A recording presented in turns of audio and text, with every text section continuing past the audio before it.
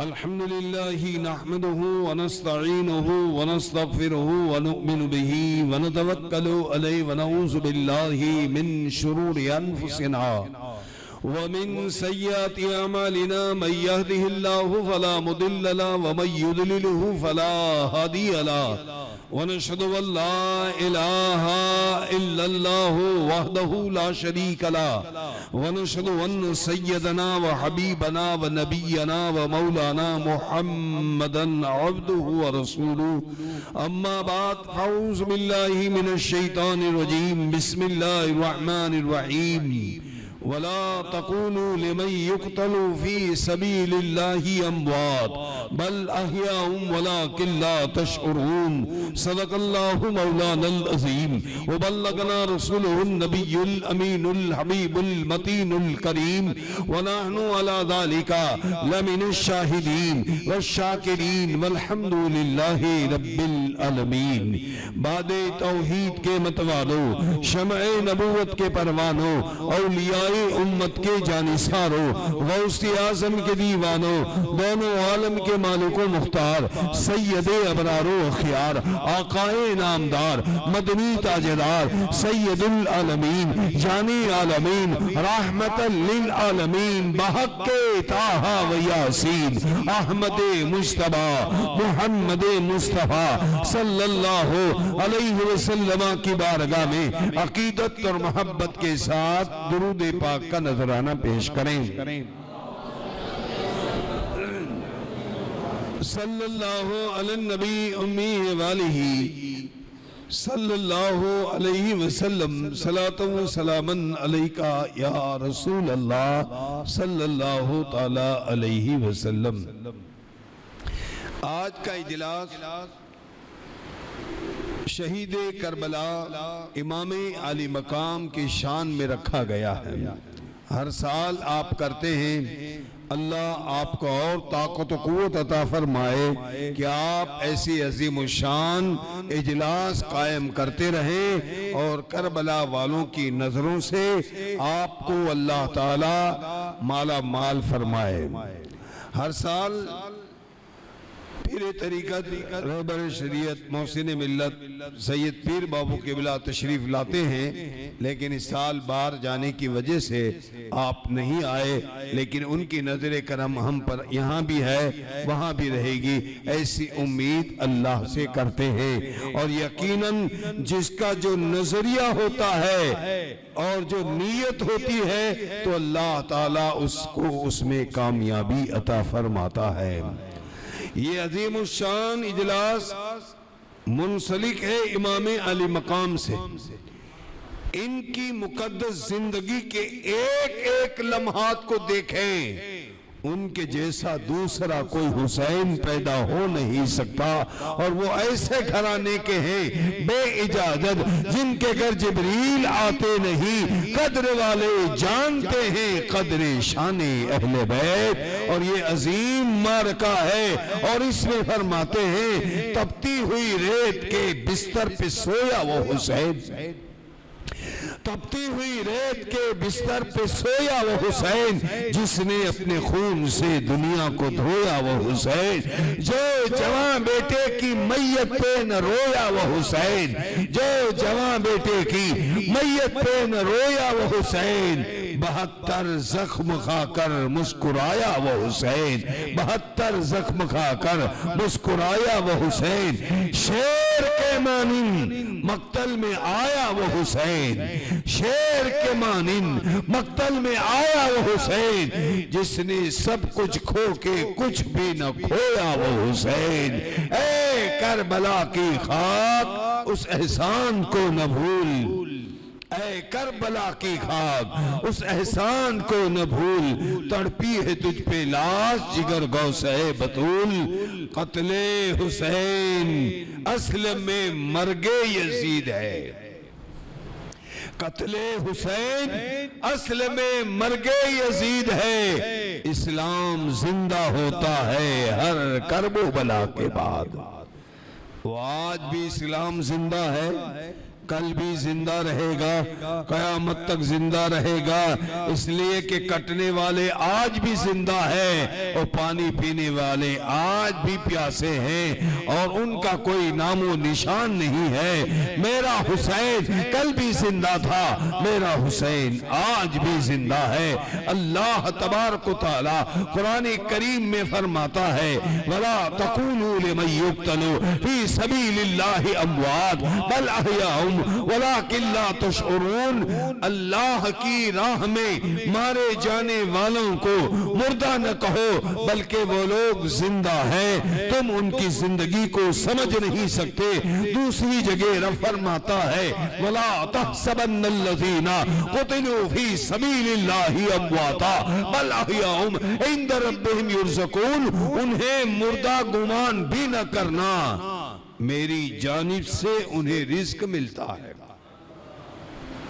सुभान अल्लाह बोला करो तो जरा अच्छा रहेगा। अल्लाह का घर भी है, उसका जिक्र भी है, और यहाँ बैठकर जो सुभान अल्लाह कहता है गोया जन्नत के बगीचों में बैठकर मेवे खाता है। यह आपकी खुशनसीबी है कि आप इस महफिल में हैं। जिसको हुसैन बुलाते हैं वही आते हैं, वरना ताकत नहीं आप मजलिस में आओ। इसलिए तो कहते हैं इरादे लाख बनते हैं टूट जाते हैं, महफिल में वही आते हैं जिन्हें हुसैन बुलाते हैं।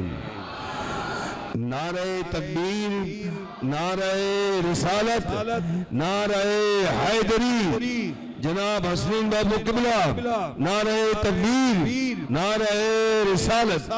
तशरीफ लाइए। एक मरतबा दूसरी पढ़ी, अल्लाहुम्मा सल्लि बारिक अला सय्यदिना हबीबिना व मौलाना मुहम्मदिन व बारिक वसल्लिम सलातन व सलामन अलैका या रसूल अल्लाह सल्लल्लाहु तआला अलैहि वसल्लम। वो कल भी जिंदा थे, वो आज भी जिंदा है, हर दौर में जिंदा रहेंगे, इसलिए कि वो मरे ही नहीं है। उनको मारने वाले मर गए, उनके नामो निशान मिट गए, मेरे हुसैन की याद आज भी जिंदा है। हर गली गली से हुसैन की आवाज आती है, या हुसैन आपको सुनाई देता होगा। मेरे दोस्तों गौर तो करो, करबला के अंदर मेरा हुसैन आज भी देख रहा है, आज भी वो अपनी निगाहें आज जो मांगता है उसे दिया जाता है। अरे गोद में अली अस्कर हो, कोई मदद मांगे तो मेरा हुसैन दे दे, आज मांग ले ए गुलाम हुसैन, मेरा हुसैन तुझे क्या नहीं देता। आपने माह मुहर्रम में जिक्र इमाम हुसैन सुना होगा, आओ हम भी जिक्र करके सवाब में दाखिल हो जाएं। एक इमाम के दोस्त हैं जिसका नाम हबीब बिन मुआज है। आपकी उम्र 15 साल की है, इमाम हुसैन का बचपन है, गोद में मेरे नबी के इमाम बैठे हैं, सहाबा का जम्मे गफीर है। और सहाबा ने कहा, या रसूल अल्लाह सल्लल्लाहु अलैहि वसल्लम, एक शिकायत है, एक फरियाद है। नबी करीम सल्लल्लाहु अलैहि वसल्लम फरमाते हैं, कैसी शिकायत है, कैसी फरियाद है? का इसकी फरियाद है जिसका नाम हबीब बिन मुआज है। का कैसी फरियाद है? का हम भी हुसैन से मोहब्बत करते हैं, लोग भी मोहब्बत करते हैं, लेकिन इसका अंदाज अलग है। मेरे नबी सल्लल्लाहु अलैहि वसल्लम फरमाते हैं, ये क्या करता है? का जब हुसैन गुजरते हैं ये करीब आ जाता है, आपके कदम मुबारक की मट्टी उठाता है, उसको चूमता है, माथे से लगाता है। ये कौन सा तरीका है? हबीब बिन मुआज से ताजदारे अंबिया अहमद मुस्तफा मोहम्मद मुस्तफा सल्लल्लाहु अलैहि वसल्लम इरशाद फरमाते हैं, हबीब ये तुम क्यों करते हो? का या रसूल अल्लाह, सबको मोहब्बत है और मुझे हुसैन से इश्क है। सबको मोहब्बत है, मुझे इश्क है और इसलिए मैं करता हूँ और करता रहूंगा। नबी करीम ने हुसैन को नीचे उतारा, खड़े हो जाते हैं, आओ हबीब इब्ने माद इधर आ जाओ, मेरे हुसैन से मोहब्बत करने वाले मेरे करीब आ जा। करीब बुलाकर हबीब बिन माद को सीने से लगा लेते हैं। तेरा देखना कुछ और है, इनका देखना कुछ और है। आका फरमाते हैं जिसने हुसैन से मोहब्बत की उसने मुझसे मोहब्बत की, जिसने मुझसे मोहब्बत की उसने रब से मोहब्बत की। आका दुआ फरमाया करते थे, ए मौला जो मेरे हुसैन से मोहब्बत करता है तू भी उनसे मोहब्बत फरमा। और आप गौर करें, करबला के मैदान में जवान बूढ़े बच्चे शहीद हुए, लेकिन पहला शहीद कौन है? जब आप मदीना से निकले हैं, इमामे अली मकाम ने खत लिखा, ए हबीब बिन माज मैं करबला जा रहा हूँ, मैं मक्का आ रहा हूँ, तू भी मक्का से करबला पहुँच जा, कूफा पहुँच जा। और ये खत आपने भेज दिया। आप मदीना से चले, इससे पहले हबीब बिन माज मक्का पहुँच गए थे और करबला के मैदान में जब पहुँचे तब हबीब बिन माज की उम्र 70 से 75 साल की है। गौर करें, ये इश्क है, मोहब्बत इसको कहते हैं।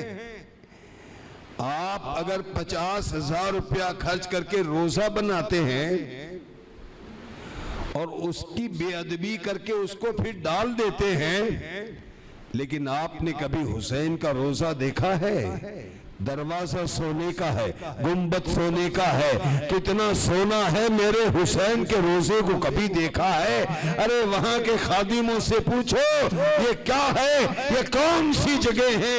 ये वो जगह है जहां जवाना ने जन्नत के सरदार आराम फरमा है। ऐ लोगों जिनके दरवाजे सोने के हो, उनके दर से क्या नहीं मिला होगा, लोगों ने किस अंदाज में लिया होगा। और 9वीं रात आ गई, इमाम ने अमर बिन साद से कहा हमें एक रात दे दो। क्या करोगे एक रात लेकर? हम अल्लाह की इबादत करेंगे। इमाम ने क्या पैगाम दिया? आसुरी की रात हो तो जिक्र इलाही में लग जाओ, अल्लाह की इबादत में लग जाओ, और जो लग जाता है उसको हुसैन का सदका मिल जाता है।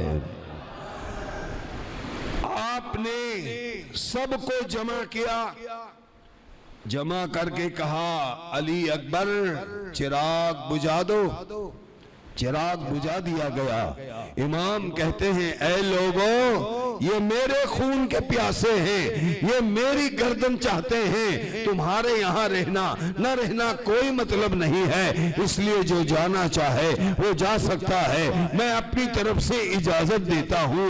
और थोड़ी देर के बाद आप फरमाते चिराग जलाओ। चिराग जलाया गया। जब चिराग बुझाया गया था आंखें सूखी थी और चिराग जलाया तो आंखें बरस रही है, हर आने वाला रो रहा है। ए इमाम ये आपने क्या कह दिया? हम आपको छोड़कर कैसे जा सकते हैं? हम आपको छोड़कर नाना जान को क्या मुंह दिखाएंगे? क़यामत के दिन नबी करीम के सामने हमें पेश किया जाएगा, हम क्या जवाब देंगे? हम मरना गवारा करेंगे, हम जाना गवारा नहीं करते हैं। और फिर रात भर जिक्र इलाही होता रहा। फजर का वक्त हुआ, इमामे अली मकाम फरमाते अली अकबर जाओ करबला के मैदान में अजान दो। मौला अली के वक्त इमाम हसन अजान दिया करते थे, तुम मेरे बड़े बेटे हो, जाओ करबला की सरजमीन पर चले जाओ, वहां जाकर अजान देने के बाद करबला के मैदान का नजारा कर लेना, मंजर देख लेना।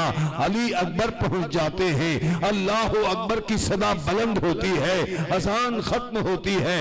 आपने जायजा लिया करबला के मैदान का, देखा एक नकाब पोश औरत हिचकियां बंद गई है, रो रही है। मैंने आगे बढ़ करके अली अकबर कहते हैं पूछा, ए माई इसे बयाबान में तू यहाँ क्या कर रही है? कौन है तू?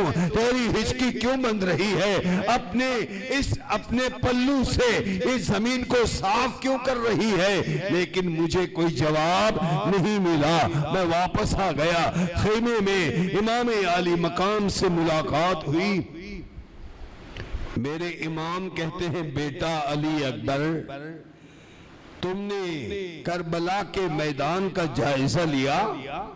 हाँ वालिदे गिरामी, अजान के बाद मैंने देखा एक नकाब पोश औरत है, वो हिचकियां बनकर रो रही है। अपने पल्लू से आप उस अंदाज का अंदाजा नहीं लगा सकता, हर कंकरी को दूर करती हुई नजर आ रही है। अपने पल्लू से उस मैदान को साफ करती हुई नजर आ रही है। मैंने बारहा पूछा आप कौन हैं, लेकिन मुझे जवाब नहीं मिला। इमाम फरमाते हैं, ऐ अली अकबर, तुझे क्या मालूम वो कौन है? वो मेरी माँ है, मदीने के कब्रिस्तान से आई है, मेरे जगह साफ कर रही है। मेरा हुसैन कल यही कटने वाला है, कहीं इसके अंदर एक कंकरी न चुभ जाए। गौर तो करो, हुसैन को एक कंकरी चुभ जाए, ये सैयदा खातून जन्नत को गवारा नहीं है। जब तीर लगे होंगे, नेज़े लगे होंगे, 72 जख्म लगे होंगे, उस वक्त सैयदा का क्या हाल होगा। अब गौर करें, सुबह की नमाज हो गई है। करबला में शहीद होने वाला पहला कोई शहीद है तो वो हबीब बिन माज है, जिनकी उम्र 70 साल की है। लाठी टेकते टेकते आए, इमाम हमारे होते हुए आप जाएंगे, ये मंजूर नहीं है। आप कहते हैं तुम्हारी हालत देखो, मेरी हालत न देखो, मेरा जज्बा देखो। मैं जब तक आप पर मर मिट नहीं जाऊंगा यहां से जाऊंगा नहीं, और मेरे होते हुए पहले जाने नहीं दूंगा। फिर दोस्ती का हक ही क्या है? मैं तो आपको बचपन से देख रहा हूं, आपकी मुकद्दस कदमों की खाक अपने सर पर मल रहा हूं। क्या मेरे होते हुए आप करबला के मैदान में जाएंगे? आपको तैयार किया गया, जब तैयार किया जाने लगा, 70 साल का बूढ़ा जिसमें चलने की ताकत नहीं होती, लेकिन इमाम ने जब तैयार किया तो लाठी फेंक दी और तलवार उठाकर कहा, देखो इमाम, मैं जवान हो गया हूं, अब तो मैं जा रहा हूं। और इमाम की इजाजत लेकर चले हैं। रिवायतों में आता है 41 से 40 यजीदियों को हजरत हबीब बिन माज ने खत्म किया, और उसके बाद एक यजीदी अम्र बिन साद से कहता है, ये बूढ़ा लड़ेगा क्या? हमसे इन लोगों ने हूर को तोड़ लिया, हम इसको तोड़ेंगे। कहा जानता नहीं ये कौन है? ये गुलाम हुसैन है। जब इनका ये आलम है तो उनका क्या आलम होगा?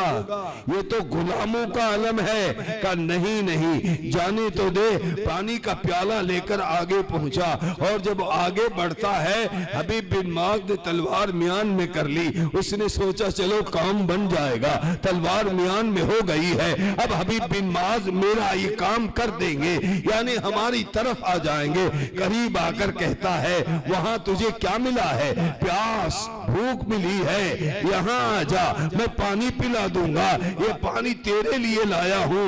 हबीब बिन माज कहते हैं, अरे जालिम, 3 दिन से हमने पानी को देखा तक नहीं, अब पीऊंगा क्या? मुझे तोड़ना चाहता है, जानता है मैं कौन हूं। जिसके माथे पर हुसैन के कदमों की खाक हो, इन पानी से उसका क्या होगा? एक ऐसी ठोकर मारते हैं, पानी तो दूर जाकर गिरता है, फिर तैयार हो जाते हैं। अम्र बिन साद कहता है, यही चलता रहा तो तुम्हारी खैर नहीं है। और इसलिए उसने कहा था, अब्दुल्ला बिन ज़ियाद ने जब 22,000 का लश्कर भेज दिया, तो अमर बिन साद ने कहा कि यह कम है, उसने कहा अरे नादान, वहां 72 आदमी, यहाँ 22,000, फिर भी तुझे कम लग रहा है। का जानता नहीं वो कौन है?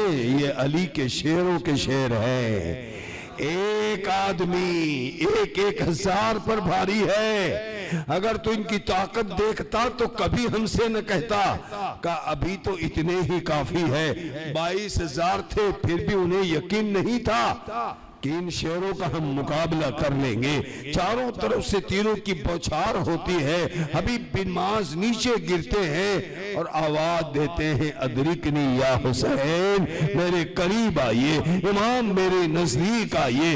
इमाम अली मकाम तशरीफ लाते हैं और आप उसे उनके सर को गोद में लेते हैं तो मुस्कुराकर हबीब बिन माज कहते हैं आप मेरे सर को नीचे रख दीजिए, थोड़ा पीछे हट जाइए। इमाम पीछे हटते हैं, हाथ आगे बढ़ाता है, फिर मिट्टी उठाता है। हबीब बिन माज 70 साल की उम्र में मोहब्बत हुसैन तो देखिए, जाते जाते भी ये कहते हैं इमाम थोड़ी देर में चला जाऊंगा, आपकी मिट्टी लग जाए, इससे बड़ी मुझे और क्या चीज कामयाब करेगी।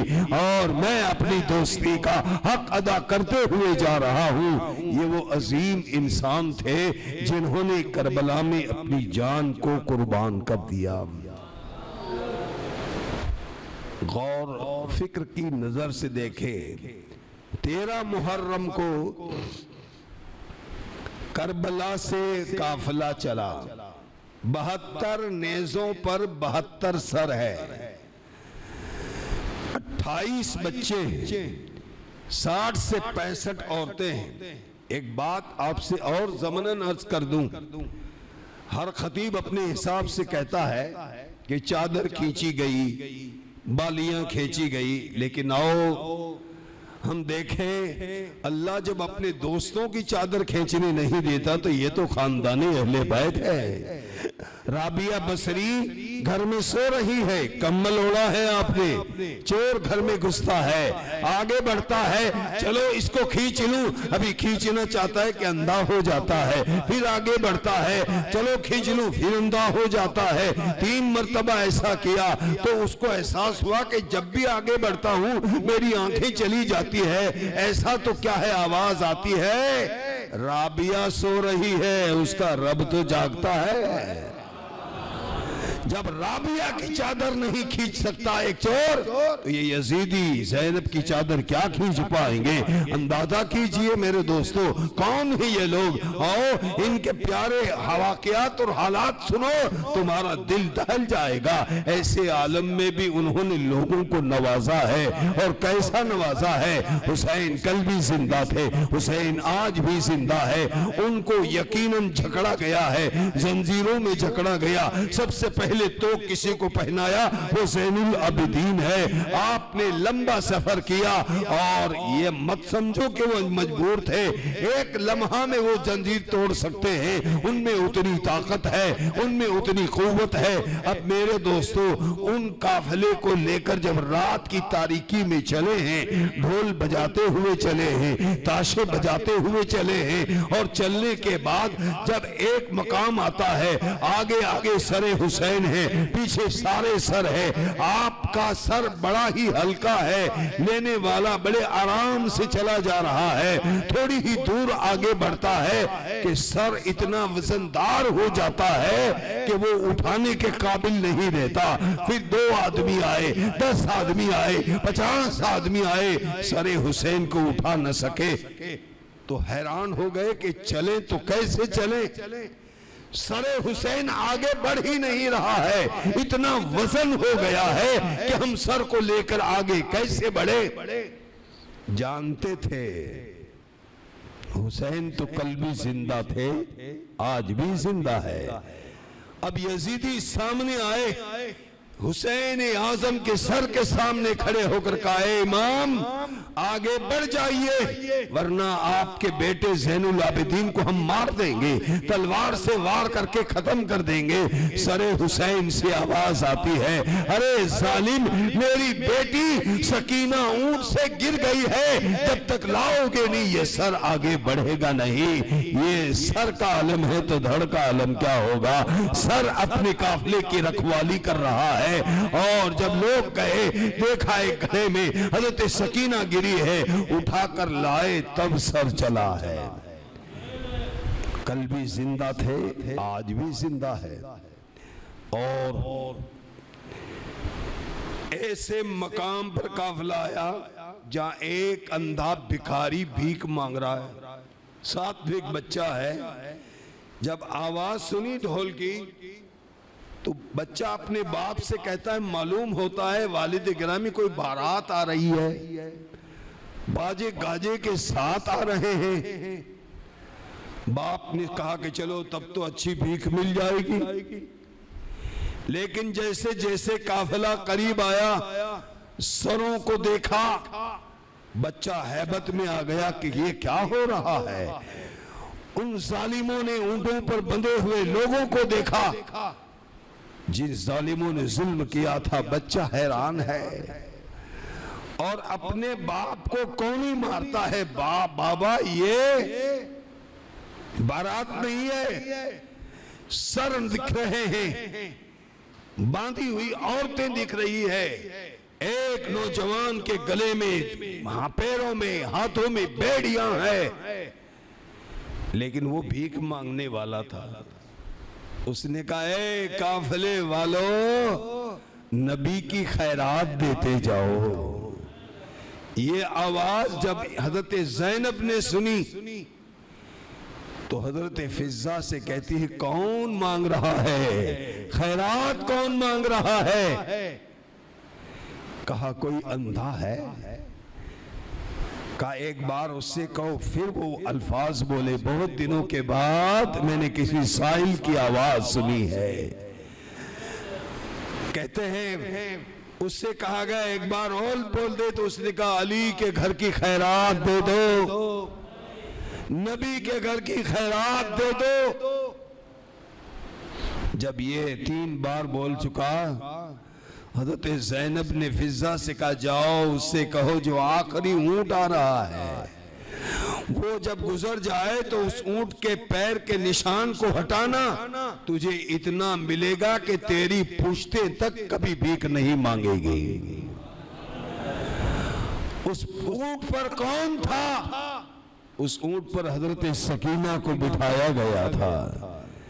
और जब वो ऊंट जाने लगा, बच्चे ने अपने बाप से कहा, ये कहा गया इस ऊंट के निशान को हटाओगे तुम्हें इतना मिलेगा, तुम्हारी पुश्तें तक खाती रहेगी। और निशान हटाएंगे तो सोने का ढेर मिला है। हैरानी के आलम में बच्चा अपने बाप से कहता है, ये तो ऐसा मिला है कि हमने कभी देखा ही नहीं है। ऐ वालिद गिरामी, ये सोने का ढेर है। बाप के मुंह से निकलता है, अगर ये सोने का ढेर है तो देने वाली या तो नबी की बेटी होगी या तो हजरत अली की बेटी होगी। उनके अलावा कोई दे नहीं सकता। उनकी सखावत का यही आलम है। छोड़ दे ये सब, चलते हैं, उनके कदमों में पहुंच जाते हैं। फिर काफिले में दौड़कर पहुंच जाता है और कहता है, बताओ कौन हो तुम? कहा, या तो तुम नबी की बेटी हो या तुम अली की बेटी हो। कहा, तुझे कैसे मालूम?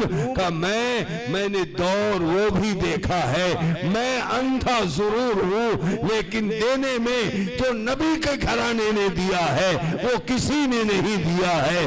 मालूम ये होता है आप या तो नबी की बेटी है या तो अली की बेटी है। हजरत ज़ैनब ने कहा, हाँ मैं अली की बेटी हूँ और हमारा रिवाज है मांगने वाला कभी हमारे दर से खाली नहीं जाता। खुद भूखे रह जाते थे, औरों को खिला दिया करते थे। ऐसे साबिर थे मोहम्मद के घराने वाले। यहां तक बस नहीं है मेरे दोस्तों, काफिला आगे बढ़ा। हर नेज़े पर एक सर है। एक बूढ़ी औरत अपने हाथ में पोटली लिए हुए, ज़ेवरात लिए हुए आती है। अम्र बिन साद से कहती है, तू कोई हकीम है? क्या क्यों? मेरा बेटा बीमार है, 8 बहनों का एक भाई है, मैं 8 बहनों के जेवर लाई हूं, अगर तू हकीम है तो ये जेवर ले ले, मेरे बेटा बीमार है उसके लिए कोई दवा तजवीज कर दे। उसने कहा पीछे आने वाले से पूछ, मैं हकीम नहीं हूं। पीछे सिमर आ रहा है, उससे कहा तू हकीम है, उसने कहा पीछे वाले से पूछ। ये मामला बढ़ता गया, यहाँ तक के हुरमिला बिन काहिर जिसने अली असगर को तीर मारा था उससे पूछा क्या तू हकीम है? कहा नहीं नहीं मैं हकीम नहीं हूँ, पीछे आने वाले से पूछ। सिमर से पूछा और उसके पीछे ज़ैनुल आबिदीन है जिनके हाथों में हथकड़ियां हैं, जिनके पैरों में हथकड़ियां हैं। कहा मैं हकीम नहीं हूं, लेकिन ये पीछे जो है ऊंट पर जो सवार है वो हकीम है। वो बूढ़ी वहां पहुंच जाती है, कहती आप हकीम है?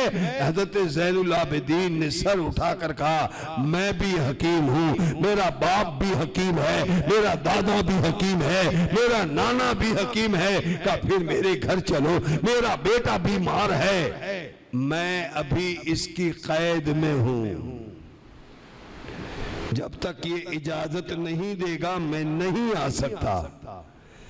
वो बूढ़ी फिर अमर बिन साद के पास जाती है, ये जेवरात ले ले, इन्हें इजाजत दे दे। वो कहता है ये हमारी इजाजत के बगैर जा नहीं सकते, इसलिए कि इनको तो हमने बांध कर रखा है, ये कोई मुख्तार नहीं है। ज़ैनुल आबिदीन को जलाल आ जाता है, फरमाते अरे जालिम तू क्या समझता है, तेरी इन बेड़ियों ने हमें जकड़ रखा है। एक निगाह डाली बेड़ियां टूट जाती है और कहते हैं मैं चाहूं अभी जा सकता हूं, लेकिन मैं मजबूर हूं तो इन अहले बैते रसूल की वजह से। उसने कहा ये जेवरात दे दो, ज़ैनुल आबिदीन को ले जाओ। वो बूढ़ी लेकर आगे आगे बढ़ जाती है, पीछे ज़ैनुल आबिदीन है, यहाँ तक कि जब घर के करीब पहुंचती है लड़की ने बाहर से कहा माँ हकीम को भेज दे, तेरा बेटा मर गया है, अब इस हकीम की जरूरत नहीं है। वो बूढ़ी फिर पलट जाती है, कहा जेवर भी गए, बेटा भी मर गया, ए हकीम तू जा, चला जा, अब हमें तेरी जरूरत नहीं है। ज़ैनुल आबिदीन कहते हैं अरे यहाँ तक लाई है तो घर तक तो आने दे, अब क्या करोगे आकर, मेरा बेटा तो मर गया है, अब तुम आकर क्या करोगे? ज़ैनुल आबिदीन कहते हैं मुझे अंदर तो आने दे, उसे देख तो लेने दे। और जब आप अंदर दाखिल हो तो देखा कि एक बहन अपने भाई के पैर पकड़कर रो रही है और कहती है बड़ी उम्मीद थी तुझसे, तू भी चला गया, हमारा और कौन सहारा रहेगा। आप करीब आते हैं, उसकी उंगली पकड़कर कहते हैं भाई बहनों को रुलाया नहीं करते, भाई तो रोती हुई बहनों को हंसाया करते हैं, चल बैठ जा, चल उठ जा, बस इतना कहना था, मुर्दे में जान आ गई, वो जिंदा हो गया। ये ताकत है ज़ैनुल आबिदीन की। और उसके बाद आप उस बूढ़ी से कहते हैं तेरे ज़ेवरात चले गए, कहां? इसका बड़ा गम, इन बेटियों के लिए मैंने ज़ेवरात तैयार किए थे, लेकिन खुशी इस बात की है कि आपके आने से मेरा बेटा जिंदा हो गया। का जेवर नहीं चाहेगी? जा मट्टी अपने दामन में भर ले। मट्टी दामन में भर लेती है। आपने अपना दस्ते मुबारक लगाया, काप खोल कर देख ले। जब उसने खोल कर देखा तो सोना बना हुआ था, मट्टी तो नहीं थी, जो गया था उससे ज्यादा मिल गया। ये सखी इब्ने सखी है, जिसको चाहे अता कर दे। ऐसे आलम में कौन सखावत कर सकता है? ये अहले बैते रसूल ही कर सकते हैं, ये अली के घर वाले ही कर सकते हैं। अंदाजा करो उनकी ताकत का, उनकी सखावत का, उनकी शुजाअत का सर देने पर है, लेकिन हर गरीब की मदद करते हुए नजर आते हैं। उस माँ का ख्याल करते हुए नजर आ रहे हैं जिसने उम्मीद ही छोड़ दी थी। बूढ़ी ने सवाल कर लिया, मेरे मुर्दा बेटे को तुमने जिंदा कर दिया, तो अपने जो है सर है उसको जिंदा नहीं कर सकता। उस बूढ़ी का हाथ पकड़कर कहा, चल यहां तुझे समझ में नहीं आएगा। हाथ पकड़कर ले गए, सरे हुसैन के करीब उसको खड़ा रखा और कहा, ए वालिद गिरामी, इसको कुरान सुनाओ। सरे हुसैन से कुरान की आवाज आने लगी, यासीन वल कुरान हकीम इन्नका लमिनल मुरसलीन अला सिरातिन मुस्तकीम। हैरानी से वो कहती है, ये तो कुरान की आवाज है, जिंदा कौन है? इमाम कहते हैं, मरे हुए को जिंदा किया जाता है, जिंदों को कभी जिंदा नहीं किया जाता। मेरे वालिद कल भी जिंदा थे, मेरे वालिद आज भी जिंदा है, क़यामत तक जिंदा है। और जिंदों का ही तो हम जश्न मनाते हैं, जिंदों का ही तो उर्स मनाते हैं। अब देखिए शायर क्या कहता है, चंद अशार इसमें अर्ज कर दूं, इमाम आली मकाम की शान क्या है। दूसरी पढ़े, अल्लाहुम्मा सल्ली अला सय्यदिना मौलाना मोहम्मद। ये घराना कितना प्यारा है। सर कटा कर जो वादा निभाए,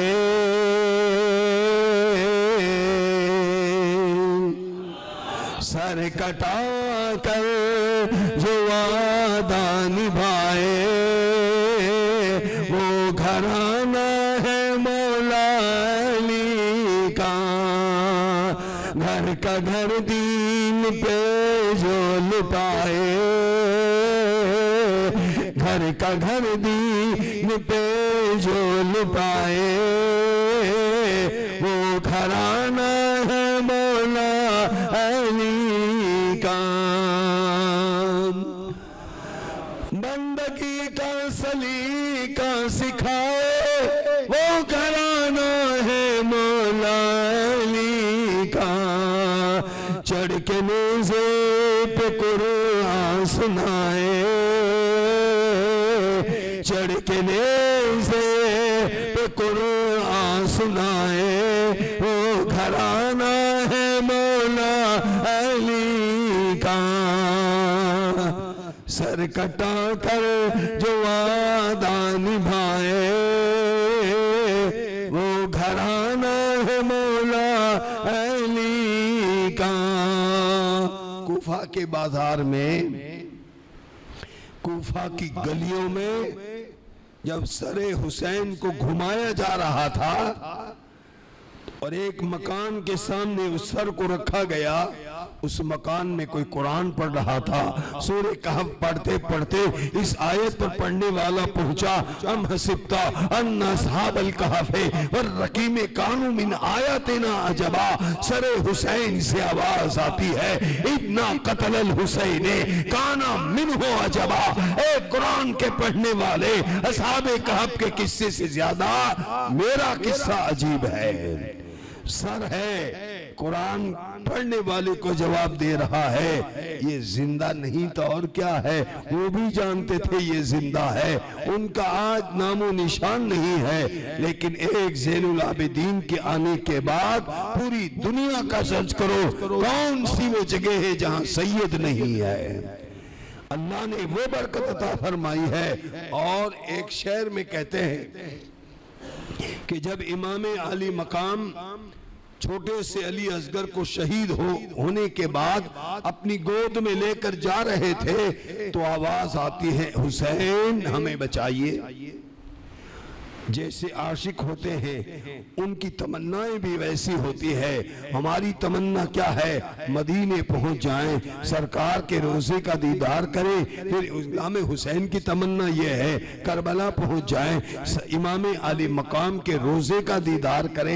ये तमन्नाएं होती है। उन डूबने वालों की तमन्ना ये थी, हे इमाम हम डूब रहे हैं, कश्ती हमारी डूब जाएगी, आप हमें बचाइए। हाथ में आपके अली असगर है और एक हाथ आगे बढ़ता है, डूबी कश्ती को आपने अपने हाथ से बाहर किया। वो दौड़ कर आए, इमाम थोड़ी देर रुक जाइए, हम आपकी कदम बोसी कर ले। मेरे इमाम कहते हैं, मेरी गोद में अली असगर है, तुमने पुकारा, मैंने तुम्हारी मदद कर दी, मुझे अभी खेमे में जाना है।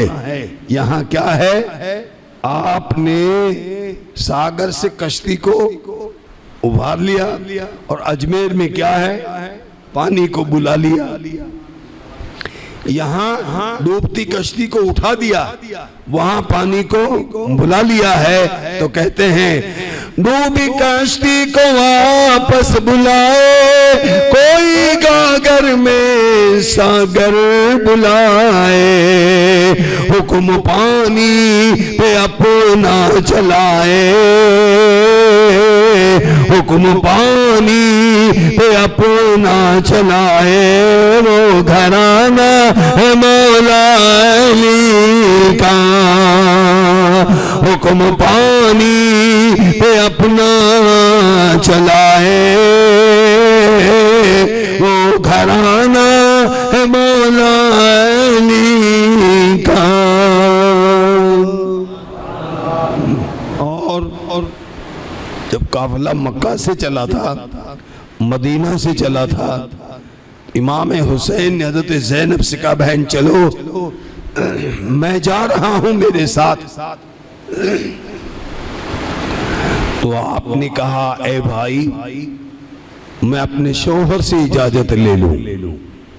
हज़रत ज़ैनब ने अब्दुल्ला बिन जाफर के पास आकर कहा आपकी इजाजत है मैं करबला जाऊं, अपने भाई के साथ जाऊं। हज़रत अब्दुल्ला बिन जाफर फरमाते हैं बेटों को साथ ले जाओ, बेटियों को यहाँ रहने दो। जाते जाते हज़रत ज़ैनब ने अपनी बेटियों से कहा कुरान की तिलावत कभी न छोड़ना, और कोई मांगने वाला आए तो उसे इंतजार मत करवाना। ये नबी के घर वालों का तरीका था कि कोई आता तो उसको इंतजार न करवाते, अपने पास न होता तो कहीं से ला कर देते, चादरें बेच देते, अपने बेटों को गिरवी रख देते, लेकिन साइल को कभी खाली हाथ उनके घर से नहीं भेजा गया है। और यही तो वो लोग हैं जिनके बारे में आला हज़रत कहते हैं तेरी नस्ल पाक में है बच्चा बच्चा नूर का, तू है आईने नूर, तेरा सब घराना नूर का। और जब वो काफिला चला है, दमिश्क से चला है, इमाम ज़ैनुल आबिदीन जब गए थे तो आपके बाल काले थे, वापस आए तो आपके बाल सफेद हो गए। हज़रत ज़ैनब का भी यही हाल था। और जब मदीना पहुंच गए तो हज़रत ज़ैनब ने ज़ैनुल आबिदीन से कहा बेटा ज़ैनुल आबिदीन सबको लेकर घर जाओ। फूफी जान आप कहाँ जा रहे हैं, यहाँ क्या है, तुझे कुछ दिखता है? हाँ ये तो नाना जान रोजा रसूल, ये अजीम रोजा है जो मेरे नबी का रोजा है, बस वहीं जा रहा हूं। और करबला की जानिब मुंह करके कहा हुसैन तेरे खानदान को मैंने मदीने तक पहुंचा दिया है। आप फिजा के साथ रोज़े रसूल पर आई, सलाम करने के बाद कहा ए आका सबको छोड़ कर आई हूं। फिर कुरान पढ़ने लगती है आप, एक सिपारा पढ़ा, दूसरा सिपारा पढ़ा, कब्रे रसूल लरज़ने लगी, कब्र में जुम्बिश होने लगी। फिजा ने कहा ए ज़ैनब रज़ी अल्लाह ताला अन्हा अब आप कुरान बंद कर दीजिए, कहीं ये कब्र फटे और सरकार बाहर ना आ जाए। और फिर नकाब के आलम में आप अपने घर आई, नकाब पहना है आपने आवाज दी कोई है, अंदर से कुरान पढ़ने की आवाज आ रही है। छोटी बेटी बाहर आती है, कहा कोई भिखारन आई है। अपनी बड़ी बहन से कहती कुछ हो तो दे दो, कोई मांगने वाली आई है। कहा बेटी मैं मांगने वाली नहीं हूं। फिर कौन हो? मुसाफिर हूं, सफर करो, थोड़ी देर बैठ जाऊं। कहा बैठो। तुम्हारा कुरान सुनना मुझे बड़ा अच्छा लगता है। थोड़ी देर के बाद अब्दुल्ला बिन जाफर आते, अपने घर में एक अजनबी को देखा, यानी नकाब के आलम में, आपका नाखून तक नहीं दिख रहा है। आपने जेब से चंद सिक्के निकाले, कहा लो और जाओ। कहा मैं बिकारन नहीं हूं, मैं तो मुसाफिर हूं। कहा सफर करो। कहा आपके घर से कुरान की आवाज आती है, मैं कुरान सुनने के लिए बैठी हूं। वो बेटी बाहर आकर कहती है तुमने तो अभी हमारा कुरान सुना है, हमारी माँ का कुरान सुना होता तो तुम कभी यहां से हिलती ही नहीं। अब्दुल्ला बिन जाफर कहते हैं अब तुम रुक ही गई हो तो एक रात रुक जाओ। मेरी बेटियों की माँ कई दिन से नहीं है, इनके पास एक रात गुजार लो, मेरी बेटियों को तस्कीन हो जाएगी। ज़ैनब रुक जाती है। लड़की ने पानी लाकर दिया, इसको पी लीजिए। अब आंसू बहते हैं। हज़रत ज़ैनब ने कहा हमें पानी अच्छा नहीं लगता।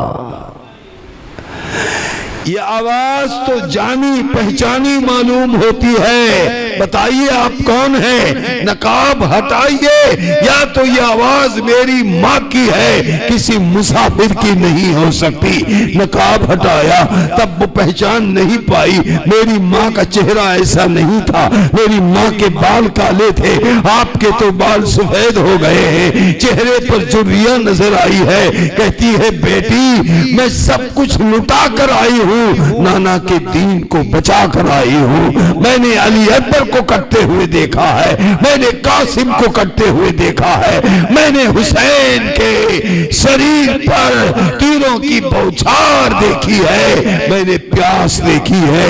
ये चेहरा इसीलिए झुर्रियादार हो गया है, ये बाल इसीलिए सफेद हो गए हैं कि मैंने वो मंजर देखा है। ऐसी कुर्बानी कौन दे सकता है? और मेरे दोस्तों जब आपने दमिश्क में खुतबा दिया है यजीद के दरबार में, तो एक अंधे सहाबी बैठे हैं, उन्होंने नौमान बिन बशीर से पूछा ये किसकी आवाज है? क्या अली आ गए हैं? क्या अली की आवाज है? कहा नहीं नहीं। तो कहा फिर अली की कोई औलाद की आवाज है? कहा ये हजरत ज़ैनब है। इतना रोब और दबदबा था हजरत ज़ैनब रज़ी अल्लाह ताला अन्हा के रोबो जलाल का ये आलम था कि आपने भरे मजमे में कह दिया जालिम आगे न बढ़ना। और आपके इबादत का आलम ये था। आज हम न्याज बनाते हैं, बनानी चाहिए, खूब बनाओ, खूब खिलाओ, इसलिए कि जिसके पास ताकत होगी वही बनाएगा, और जिसको जिससे चाहेंगे हुसैन उससे बनवा लेंगे। यहाँ किसी का कोई ये नहीं कहता कि मैं करूंगा, अरे वहमो गुमान भी नहीं होता, वो भी न्यास कर लेता है। अब दमिश्क की जेल में बंद है, इमाम ज़ैनुल आबिदीन ने देखा हज़रत ज़ैनब रज़ी अल्लाह ताला अन्हा अभी तक तो खड़े होकर नमाज पढ़ती थी, आज बैठकर नमाज पढ़ रही है। करीब आ जाते हैं, कहते फूफी जान मैंने कभी आपको बैठकर नमाज पढ़ते हुए नहीं देखा। ज़ैनब रज़ी अल्लाह ताला अन्हा फरमाती है बेटा मैंने कई दिन से खाना नहीं खाया, जब तक मेरे अंदर ताकत थी खड़े रहकर नमाज पढ़ ली है, अब मुझ में ताकत नहीं है इसलिए मैं बैठकर नमाज पढ़ रही हूँ। खाना तो रोज आता है, आपने क्यों नहीं खाया? कहा मैंने करबला में हुसैन को भूखा प्यासा देखा है, मैंने अली अस्कर को भूखा प्यासा देखा है, इन हलकों में रोटी और पानी कैसे उतर सकता है? फिर भी मैं ये खाना छोटे बच्चों को दे देती थी, जिन बच्चों के लिए ये खाना हो जाता था वही वो खा लिया करते थे और मुझे सुकून मिल जाता था। दमिश्क का एक आदमी करीब आया, ये बातें सुन रहा है, ये कैदियों का ये हाल है, इन कैदियों के साथ ऐसा व्यवहार किया जाता है। अपने घर आया और कहता है ए मेरी रफीक हयात, आज जो खाना बना है वो हमें गरीबों में नहीं बांटना है, वो हमें बच्चों को नहीं खिलाना है। आप इस खाने को लेकर दमिश्क के कैदियों को खिला देते हैं। मैंने सुना है उन्होंने कई दिन से खाना नहीं खाया है। वो बीवी पाकबाज थी, नेक बीवी ने कहा ठीक है, अगर आप कहते हैं चलो हम दमिश्क की कैद में जाते हैं। उन्होंने तपेला उठाया और वो इस अंदाज में आई, हजरत ज़ैनब के सामने वो खाने का तपेला रख देती है। उस वक्त अभी शरीयत का पाबंदी का आलम देखिए। हजरत ज़ैनब ने कहा है औरत, अगर ये सदका है तो ले जा, ये ज़कात का खाना है तो ले जा। हम सादात हैं, हम सदका और ज़कात खाया नहीं करते। उसने कहा न सदका है न ज़कात है, ये तो नियाज़े हुसैन है। अरे बोलो यार, कम से कम हम हुसैनी हैं। इमाम के नाम पर नहीं बोलेंगे तो किसके नाम पर बोलेंगे? उसने कहा न ये सदका है ना ये ज़कात है, ये तो नियाज़े हुसैन है। ज़ैनब ने कहा तू नियाज़े हुसैन कब से करती है? का जब बचपन में थी तब से करती। बचपन में थी कहाँ? तो फिर बता तू कहाँ की रहने वाली है? मैं मदीना की रहने वाली हूँ। सैयदा खातून जन्नत की नौकरानी थी, उनके घर काम किया करती थी। उनके 2 बच्चे थे, हसन हुसैन, बड़े प्यारे थे, उनको मैंने खिलाया है। उनकी एक बेटी थी जिसका नाम ज़ैनब था, वो बड़ी प्यारी और खूबसूरत थी। तू नियाज कब से बनाती है? मैं बचपन में बीमार हो गई, मेरे वालिद गिरामी मुझे उठाकर बारगाह मुस्तफा में ले आए। इतने में इमाम अली मकाम आ जाते हैं। इमाम हुसैन करीब आकर जब नाना के करीब बैठ जाते हैं, सरकार फरमाते हुसैन इसके सर पर हाथ रख दो, तुम हाथ रखोगे अल्लाह इसको शिफा याबी अता कर देगा। मेरे हुसैन ने मुझ पर हाथ रखा, वो नन्हा सा हाथ, वो बचपने का आलम, या इस अंदाज में हाथ फेरा, जल्दी से शिफायाब हो गई। मेरे बाप ने अहद कर लिया जब तक जिंदा रहूंगा हुसैन की न्याज करता रहूंगा। वो तो बचपन से न्याज खिला रहे हैं, हमें तो अभी नसीब हुई है। फिर भी हम नसीबदार हैं कि हमें उम्मत रसूल में जगह मिली है। ये ऐसी उम्मत है जो आखिर में आएगी, अव्वल जन्नत में जाएगी। तो हज़रत मूसा ने देखा ये कैसी कौम है जो आखिर में आएगी, अव्वल जन्नत में जाएगी, ये कैसी उम्मत है। रब की बारगाह में अरीसा पेश करते, मौला ये उम्मत किसकी है, मुझे दे दे, मैं इसका नबी बन जाऊं। रब ने कहा नहीं नहीं, ये उम्मत तो मेरे महबूब की है। कहा मौला अगर ये उम्मत तेरे महबूब की है तो फिर मुझे उसका उम्मती ही बना दे। ये उम्मत का मकाम है। और उम्मत आज क्या कर रही है ये हमें सोचना है। हर खतीब आपको कुछ न कुछ कहकर जाएगा कि ये करो या ये करो। आप खुद समझदार हैं कि हमें क्या करना चाहिए। अगर आप ये सोचें हम जो कर रहे हैं वो सही है तो उसका जवाब आपको देना है। इसलिए कि आज जो करोगे कल इसका तुम्हें हिसाब देना पड़ेगा। अरे हम तो बहुत कुछ खर्च कर देते हैं। हजरत अली एक बागीचे में मजदूरी करते हैं। आप मजदूरी जब करते तो आपको 2 किलो खजूर मिल जाती, और एक दिन काम जल्दी खत्म हो गया। बाग के मालिक ने कहा है अली आज आप अगर ज्यादा काम कर लेते तो आपको और 2 किलो मिल जाती। हज़रत अली मुस्कुराकर कहते मुझे ज्यादा नहीं चाहिए। कहा क्यों? कहा जितना ज्यादा होगा इतना ज्यादा हिसाब भी देना पड़ेगा। हम जमा कर रहे हैं, कभी हमने सोचा कि इसका हिसाब भी हमको देना पड़ेगा। अगर अच्छे काम किए हैं तो उसका सिला अच्छा मिलेगा। उस्मान गनी से पूछो कि माल किस तरीके से खर्च किया जाता है सरकार ने कहा कौन है जो जन्नत में मकाम बना ले? फिर 300 ऊँट दे दिए, फिर ऊँट दे दिए, फिर ऊँट दे दिए, आपने कई ऊँट दिए हैं। तो गौर करें मेरे दोस्तों, उनको माल से नहीं, उन्हें अल्लाह उनके रसूल से मोहब्बत थी, और इसीलिए वो कल भी कामयाब थे, वो आज भी कामयाब हुए। हम जमा तो कर लेते हैं लेकिन हम उसका सही इस्तेमाल नहीं करते, तो हमारे फिर कारोबार में घटाड़ा, हमारी जिंदगी में तकलीफों का सामना, हम मुसीबतों में घिरते जा रहे हैं, इसलिए कि हम उस पर भरोसा ही नहीं करते जिसने पैदा किया है। अरे तुझे आज दे रहा है तो कल भी देगा, इसलिए कि उसने तो वादा कर लिया है जब तक तू जिंदा रहेगा, तू बंदा है तो मैं तेरा रब हूँ, तू मांगता जा मैं अता करता जाऊंगा, और जो तू करेगा वो लिखते जाएंगे फरिश्ते। दो रख दिए, न इधर हिल सकते हो न उधर हिल सकते हो, लेकिन देखो हुसैन का मकाम तो देखो, जब सब शहीद हो गए आप बाकी रहे तो जिन्नात आए, इमाम हमें इजाजत दे दीजिए, हम अभी इनको खत्म करके रख देते हैं। इमाम ने कहा तुम्हें इजाजत नहीं दी जाएगी।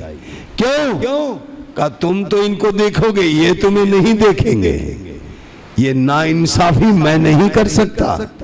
हुसैन चाहते तो जिन्नातों को लगा देते, काम ही खत्म हो जाता। जिन्नातों की ताकत आपने देखी है, अरे वो एक लम्हात में क्या से क्या कर डाले, अल्लाह ने उन्हें वो मकाम दिया है। आपने कहा नहीं तुम्हें इजाजत नहीं है। और हमारा जैसा होता तो अरे भाई चलने काम हो गया, हमें अपने लड़ने की जरूरत नहीं है, अपने जिन्नात अपने ताबे, क्या समझ रहे, जिन्नात ताबे हो तो क्या वक्त का बादशाह बन जाए। लेकिन इमाम तो बादशाहों के बादशाह थे, इसलिए तो मोइनुद्दीन अजमेरी कहते हैं शाह हस्त हुसैन, बादशाह हस्त हुसैन, दी हस्त हुसैन, दी पनाह हस्त हुसैन, सरदार ददा दर दस्ते यजीद, हक्का के बिना ला इलाहा हस्त हुसैन। हुसैन शाह है, हुसैन बादशाह है, हुसैन दीन को बचाने वाले हैं, सर दे दिया हाथ नहीं दिया, दीन को बचाने वाले हुसैन हैं।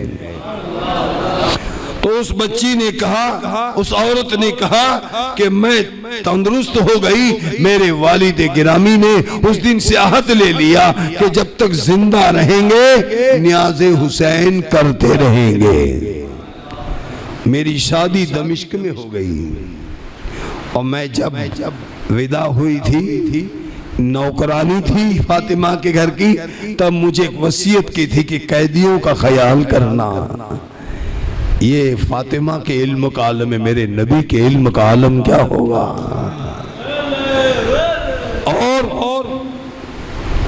कहती है मैं बहुत दिनों से ढूंढ रही हूँ कहीं हुसैन मिल जाए, हजरत ज़ैनब मिल जाए। आपने उसको गले से लगाकर कहा ज़ैनब को ढूंढना बंद कर दे, मैं ही ज़ैनब हूँ और हुसैन को देखना है। ये सर जो नेज़े पर है वो हुसैन का सर है। वो मेरे दोस्तों नियाज का सिलसिला वहां से शुरू हुआ, आज तक शुरू है, क़यामत तक रहेगा, इसको कोई बंद कर ही नहीं सकता। बहुत आए बंद कराने वाले, लेकिन वो भी खा के गए हैं, वो बंद करा के नहीं खा के गए हैं। तो मेरे दोस्तों करबला के सरजमीन पर उन मुकद्दस लोगों ने अपनी जानों को कुर्बान किया, अपने माल को कुर्बान कर दिया, लेकिन जो आया उसे माला माल कर दिया है। ये खानदान अहले बैत का मकाम है, समझे उसके लिए बहुत कुछ है। क्या आपने हुसैन के नाज देखे हैं? नाज, उन्होंने जो मांगा वो रब ने दिया।